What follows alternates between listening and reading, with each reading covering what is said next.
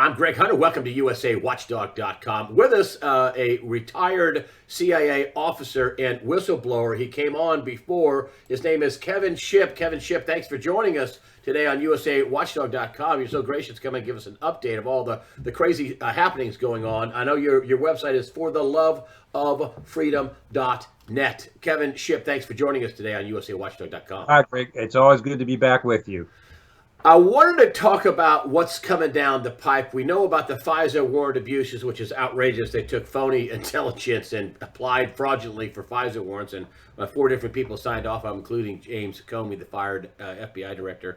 But the real deal is, I want to go, what's the motivation? It's not just because I'm a Democrat and you're a Republican. What's the motivation is what I've been trying to get at. And I've been saying for, I don't know, a year and a half that Hillary Clinton had multiple private servers, unprotected, didn't care about our security, and everybody hacked into them, or walked into them, I should say. She had multiple private servers to hide the fact she was taking treasonous bribes to a global charity fraud. That's Am I right. wrong?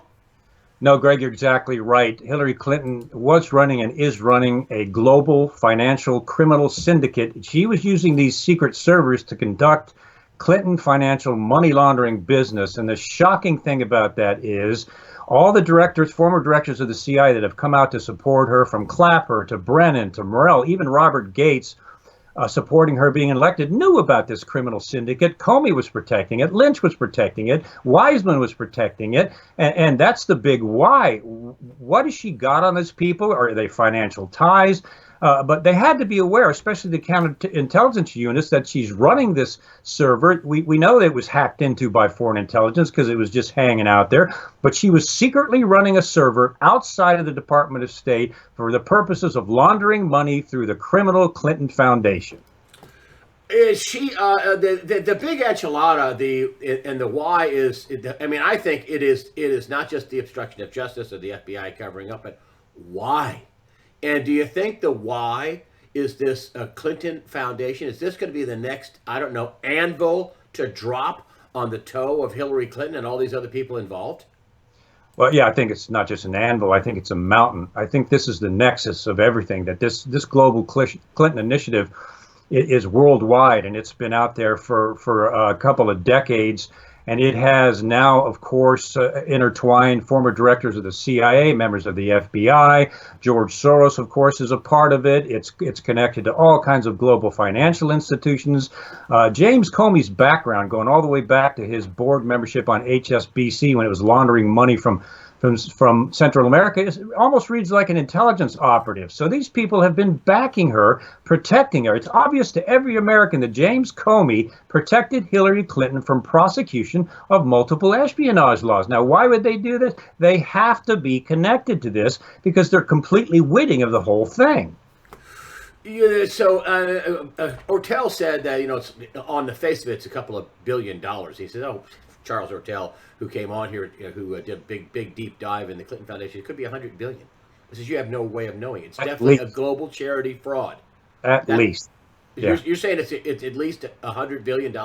At least, and it connects into a whole lot of things. You remember Haiti? They went into Haiti and bilked all this money out of contributors and friends of Bill and friends of Hillary. Nothing happened in Haiti. It was a mess. And then they busted one of their senior representatives for child trafficking children out of Haiti. I mean, this thing is so dirty and so dark and so nasty. It's got networks throughout the entire globe. No, this isn't just an anvil. This is a mountain.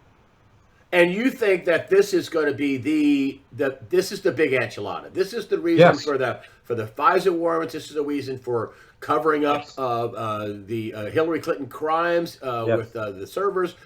This is everything. The global, the Clinton global charity fraud. Yes, I do, and I also think it's why we're seeing not just Hillary Clinton, her law firm, Fusion GPS, and all these people trying to take down Trump. But it's also why we're seeing, as I mentioned, John Brennan, Clapper, former directors of the CIA, Morell acting, Robert Gates, Loretta Lynch, James Comey, all these people defending and protecting Hillary Clinton, knowing about her criminal syndicate. So this goes into what many are calling now the deep state of our government is connected and involved and intertwined in the global criminal crime syndicate called the Clinton Foundation. It's probably going to be the biggest scandal in U.S. history once it's busted, and I think they're quietly working on it now. I know they have been for the last year.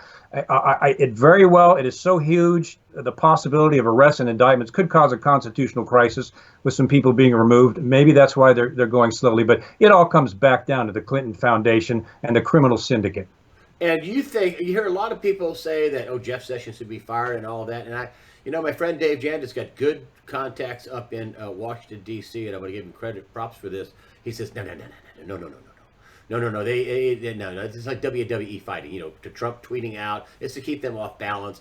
Jeff Sessions is a good guy. Do you think Sessions is a good guy?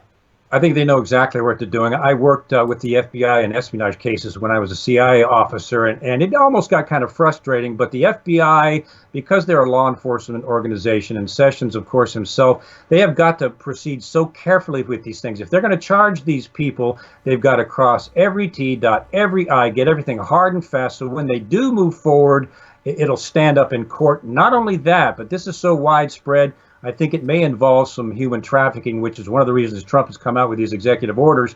It is so big and so vast, it could cause a constitutional crisis in the U.S. because of some of the parties involved, not only globally and with corporations, but within our government. So to answer your question, I think Sessions, and a lot of people disagree with this, but I think Sessions is proceeding very slowly, very methodically, with a very complex international organization of huge proportions. You're saying that this involves Silicon Valley. This Yes. involves people like George Soros, who I think Yes. is a traitor and should be behind bars. Yes. This involves foreign governments. Yes. This involves all kinds. This is the biggest. This makes Watergate look like a squirt gun fight. I've been Yes. saying that. Yeah, no doubt. This is a massive. This involves Republicans. This involves Democrats. Yep. I mean, this is why. How could you? I mean, I was thinking to myself, how could you rip off, $1, $3, $4, $5 billion out of Haiti, and nobody in the American government would say a word about it? Yeah. Yeah. And you have to reach the analytical conclusion that these people are either connected to this international cabal, they're either blackmailed by this international cabal. This international cabal has paid money for their incumbency and their re-elections, like Soros did for Clinton and Obama. There's got to be financial connections. There's got to be blackmail connections. There's got to be connections here. The reason that people in our government are protecting this horrible, dark, wicked structure. And that's got to be a valid explanation. And you think that they have control files on these folks, and do you think it goes all to the top? Goes to the, when I say to the top, to the to these people, the top, the presidency is just a mid-level manager. Do you think this goes all the way into the White House, Obama administration? Ed Klein says Yes. Tell me about that. Why do you think that? I'm absolutely convinced of it. George Soros gave, I think it was close to $30 million to Obama's campaign. Then he gave $27.1 million to Hillary Clinton's campaign. Both Obama and Clinton are tied directly into George Soros. Obama was put into office, as we know, by mysterious millions of dollars that came out of nowhere. They still can't document. So, yes, he's part of this cabal. Yes, that's where the money came from. Yes, he's part of this global syndicate. And in my opinion, he was a subversion of our government. So I think absolutely. A lot of people don't. Some people do. People that are watching this interview believe this. They believe that there are dark powers trying to take down America. That I had the conversation with Dave Jandin. He says, we talked about we almost lost our government. And Dave Jandin says, no, I think we lost it. No, I think we lost it. And Hillary Clinton was supposed to put the sprinkles on the cake. Yeah. Did we lose our country for a while and nobody knew it? I think so. I've said this before, humbly, personally, that we're essentially in a post-constitutional government now, and that goes back decades with the creation of the Federal Reserve when foreign banks took over the U.S. economic system. And, of course, the CIA, undefined covert actions, have been out there doing illegal things for years and violating the Constitution. We lost it then.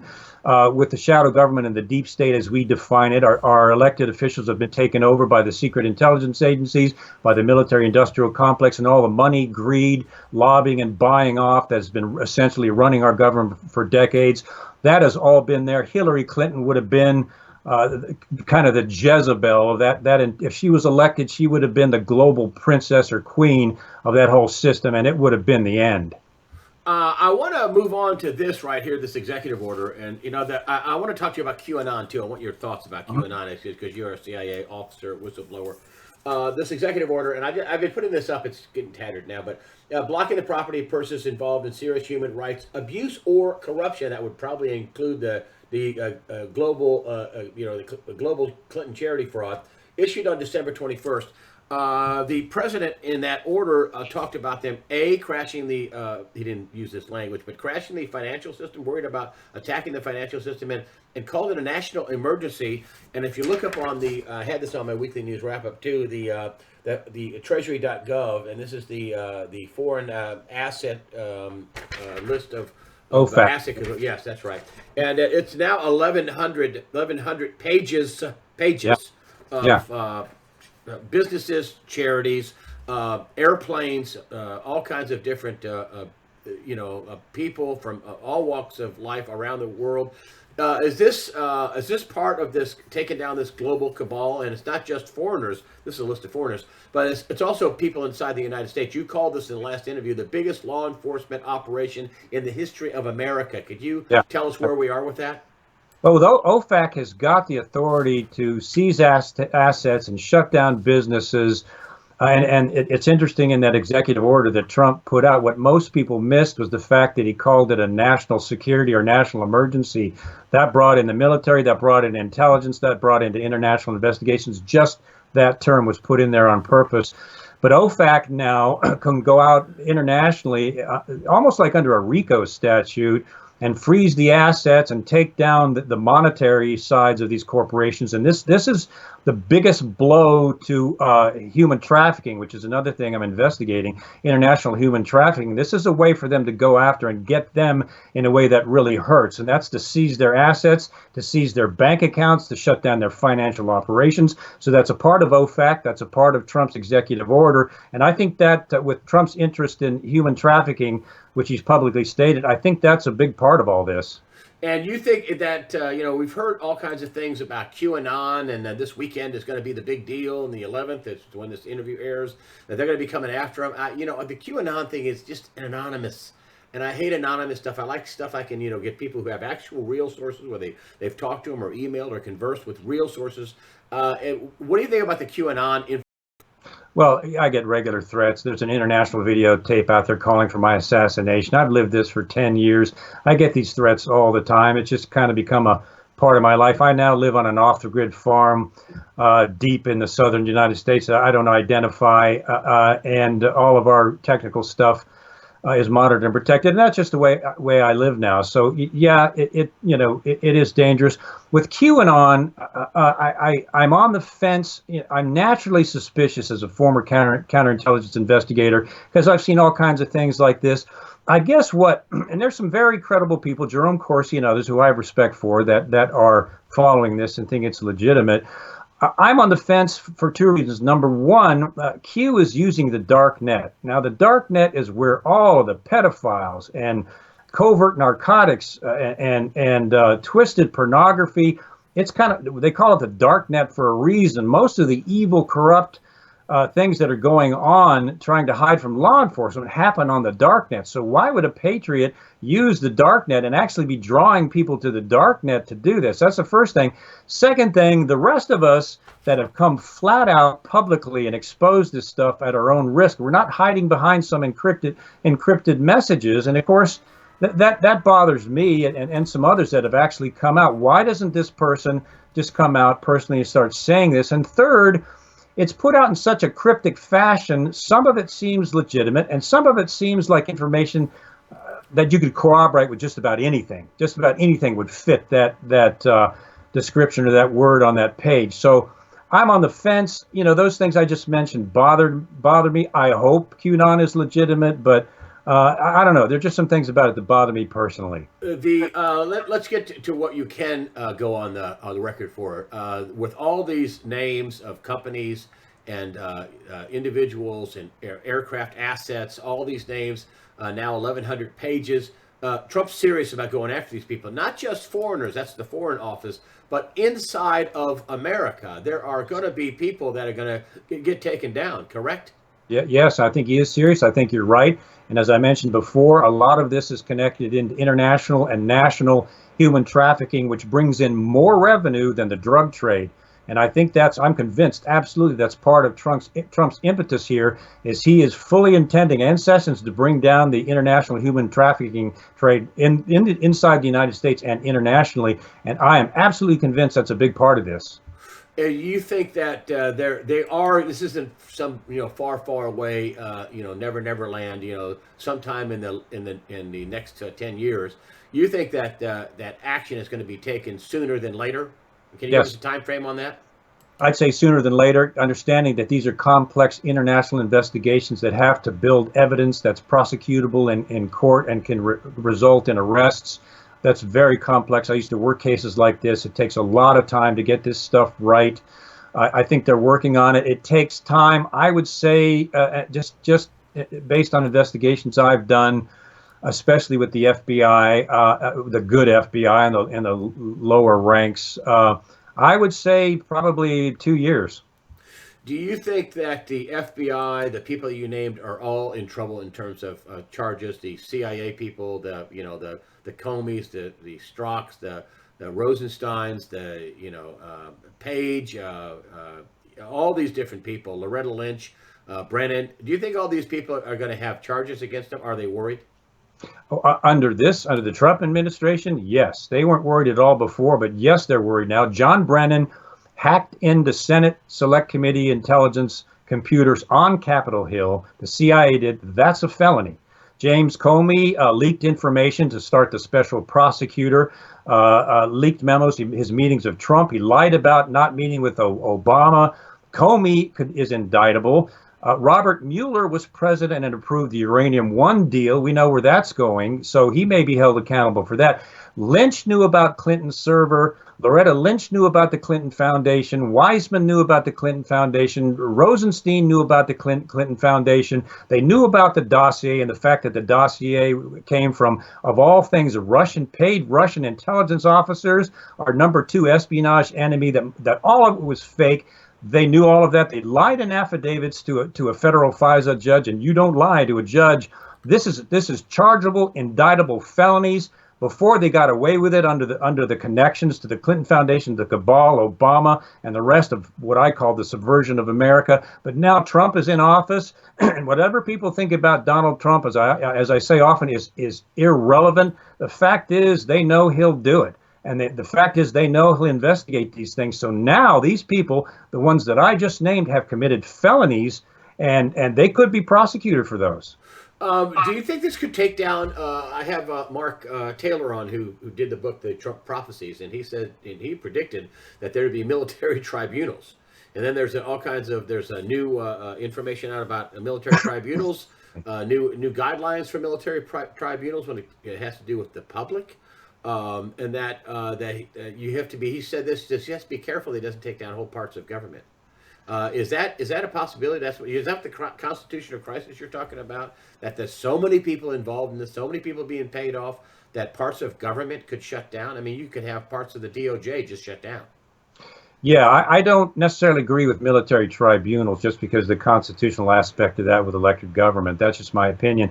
But I do think there could be a constitutional crisis in that we could see congressmen, senators, former managing directors of the FBI and the CIA perp walked after they received charges. Now, could you imagine if senior DOJ officials were arrested, some congressmen and senators were arrested, and other government officials were arrested and on charges and walked out of office? That's the constitutional crisis I'm talking about. Those kind of high-level arrests would shake up this nation, and those positions would have to be filled. It would be huge, and I think personally that's why it's taking so long and being so methodical in doing this. That would cause a constitutional crisis when you start arresting based on probable cause members of ruling members and elected members and officials, appointed officials of our government start getting arrested. Yeah, you got a real crisis on your hands. Could this go all the way up to the money people, to the George Soroses of the world, to the Rockefellers, to the the Rothschilds, to any of these people in the Council on Foreign Relations that are, Hillary Clinton sat in front of the Council on Foreign Relations, said, "I'm so glad you're so close to me. That way I can come down and get your guidance." Yeah, I mean, is that what you're talking about? Could this go all the way to the yes. very top, to the That's trillionaires that are trying to, have their new world order and take down America? that's exactly what I'm talking about. And you remember that statement speech Hillary gave before the CFR, saying basically, you tell us what to do and we follow it. And you got to remember that Hillary is directly connected, as was Barack Obama, to George Soros, who has publicly stated he wants to destroy the sovereignty of the United States. We know what was hidden by the press, the fact that Hillary Clinton and especially Barack Obama were connected to Saul Alinsky, Frank Marshall Davis, and other Marxists because they have a Marxist philosophy. We also know that George Soros is intentionally flooding nations, especially trying the U.S., with Muslim immigrants because he wants to destroy the U.S. sovereignty, as does Hillary Clinton, as does Barack Obama, because they're globalists. And as we know now, one of Hillary's closest friends is Lynn Rothschild. She wrote an email apology to her because she missed a meeting and asked Lynn how she could get penance to restore herself. She's good friends with her. And ironically, Lynn Rothschild put out a tweet excoriating John Podesta for ruining their chances, maybe because of his leaked emails or something. Hillary Clinton is connected all the way to the top of the financial elite. And I have to tell you, Greg, when you research this stuff back, the global economic order, the new world order, the new international world order, as Obama called it, this is involving people worth multi-billions of dollars, many of them going all the way back to the original concept of the New World Order. They're involved in the occult. They're involved in various types of alternate sexual activities. Many of them are dark, practicing occultists, and their view of ruling the world comes from that perspective. Hillary Clinton, as we know, channeled Eleanor Roosevelt. She's tied into all these elitists and these people that they despise traditional America because it's against who they are. And their biggest target is Christianity because it's the only thing that kind of stands up against that kind of dark mindset. So they despise U.S. sovereignty. They despise our traditional culture here, stemming from the Constitution. They want the Constitution to become a living document so it can be changed. Greg, we are talking a dark, diabolical, twisted, almost perverted international global elite network that I am convinced is also tapped into because of the financial connections, the human trafficking network. And I think Donald Trump knows it. That's how dark this thing is. Your chances on them being successful. Evidently, the tide has turned. Has the tide turned? Let's give some people some hope. It sounds like the tide has turned. That they are on the run. They are on their heels. Well, the fact that they're coming out and attacking Donald Trump so heavily and attacking his supporters so heavily, so blatantly, and so much out in the public means they're running scared. Because Donald Trump is so independent, he's got such a maverick-like personality. He's using Twitter. They cannot control him, and they are terrified of him because we have not seen this clash between a president, specifically the CIA, the FBI, and some of the global elite since John F. Kennedy. It has not been this in your face. It has not been this drastic since John F. Kennedy crossed the CIA and the Federal Reserve and other elite bankers. It has not been that bad since then. We're looking at something similar to that now. They know that Donald Trump will do this, and there are some people not happy with his connections to Wall Street and on and on and on. You have to understand, he's in a complex web there. But the fact of the matter is, yes, they're running scared. For the first time in their dark, multi-decade existence, they're being challenged. They're being brought out on shows like yours and others in full public view, and they're fighting for their survival. And frankly, we can expect them to get really nasty. And I was going to get to that. Do you think that they could, take down the financial system? That's one of the things that Donald Trump's worried about in his executive order on December 21st. That he's worried about them taking down the financial system. Could that be one of the things they do? They would be big losers if they take down the financial system. Their bonds would be worthless, and they could go from trillionaires to millionaires. But could they take down the financial system? Is that a threat? Is that a real threat? Well, they have the power. And remember that the Rothschilds and I believe it was the Morgans took down the financial system in the Great Depression. They made millions while everybody else starved. Yeah, they can take the financial system down. The Federal Reserve, it's not a reserve at all, and it's also not a federal system. It's composed of foreign bankers, a board of secret foreign bankers who conduct secret operations, who have a secret budget, but they're not American bankers. It's not a Federal Reserve. It's a collection of foreign bankers. These foreign bankers are tied into the global international elite, and all the Federal Reserve has to do is deny loans to any corporation it wants, destroy that corporation, raise interest rates just 2% to ruin our economy, affect every American's car loan, student loan, credit card loans. They could bring this economy down in a heartbeat, and they know how to do it in such a way because they control the banks that they could, just as they did in the Depression, enrich themselves in the process. So the empire, the dark empire, could strike back against the good empire, Donald Trump. Yes. North Korea, is that? I'm just going to end with that. I mean, I don't trust Kim Jong-un because he's, the whole North Korea thing has gone on for so long. Now you will be good, and then they're making nukes. But did Donald Trump pull off a big deal here with North Korea, with them calling him up and saying, "Let's talk"? I think the international community and our Congress and Senate owe Donald Trump a big apology. This is the first president of the United States in at least 20 years that has, instead of paying North Korea millions of dollars in kind of bribery money, this is the first president that has actually been strong enough to bring North Korea to the table, actually mentioning that it may denuclearize its program. First time. Bush pumped money into and took kind of the weak point. Clinton did. Bush Sr., they all did, and allowed North Korea to proliferate using our money. Donald Trump is the first president that has brought North Korea to the bargaining table, actually talking about reducing or eliminating its nuclear capabilities. The international community, who's been mocking him this whole time, owes him an apology, because this is the first time a president of the United States has ever done this. Kevin Shipp, with that, what do you think the big headline is going to be? The big headline is, we'll circle back to it, and you've been, I know, working on it with your website for theloveoffreedom.net, is the Clinton Foundation. Yes. That's the big one. That's what you should Yes. be watching out for. Tell us about that in summary. Yeah, the Clinton Foundation is a global crime syndicate. It is tied into Soros, much of the global elite bankers. It is also tied into some congressmen and senators in the United States. It has connections into the deep state shadow government, whatever you want to call it. We can see that it's got its tentacles into the highest levels of the FBI, FBI directors, FBI lawyers, and others.